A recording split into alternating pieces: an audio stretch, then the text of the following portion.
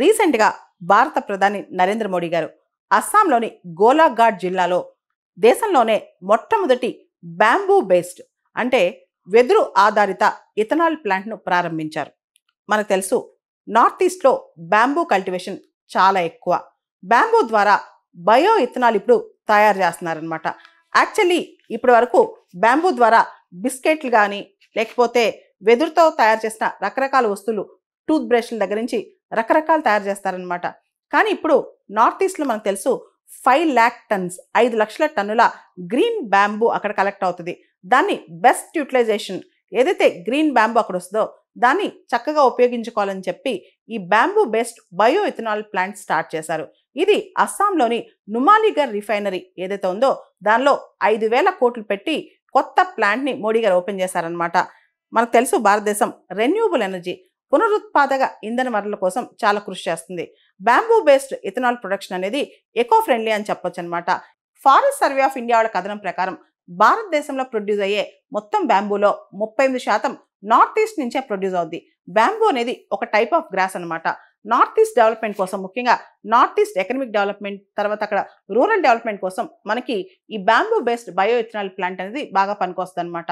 మనకు తెలుసు 2040కి వికసిత్ భారత్ వైపు అడుగులేస్తున్నాం. దానిలో నార్త్ ఈస్ట్ డెవలప్మెంట్ కూడా చాలా ఇంపార్టెంట్. దాంతోపాటు బయో ఇథనాల్ అనేది ఎన్విరాన్మెంటల్ ఫ్రెండ్లీ కూడా.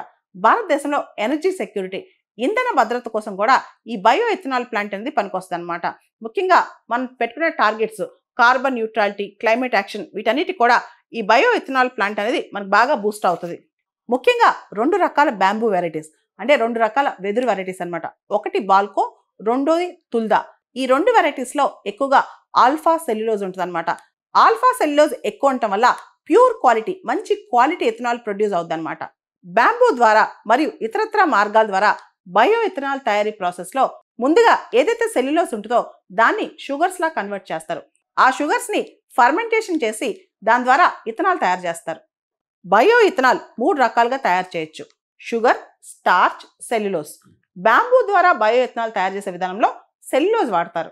బ్యాంబూ బేస్డ్ ఇథనాల్ ప్రొడక్షన్కి మిగతా షుగర్ కేన్ కానీ, పొటాటోస్ కానీ, మెయిజ్ కానీ దాంతో ఇథనాల్ ప్రొడక్షన్కి తేడా ఏంటంటే అవన్నీ కూడా మనం ఆహారంగా వాడతాం.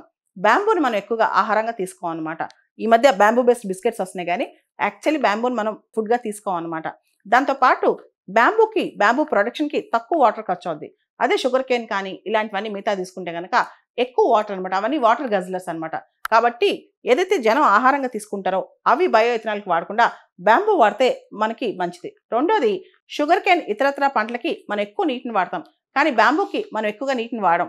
ప్రపంచంలో అమెరికా, బ్రెజిల్ తర్వాత ఇండియా ఇథనాల్ ప్రొడక్షన్లో 3వ స్థానంలో ఉంది.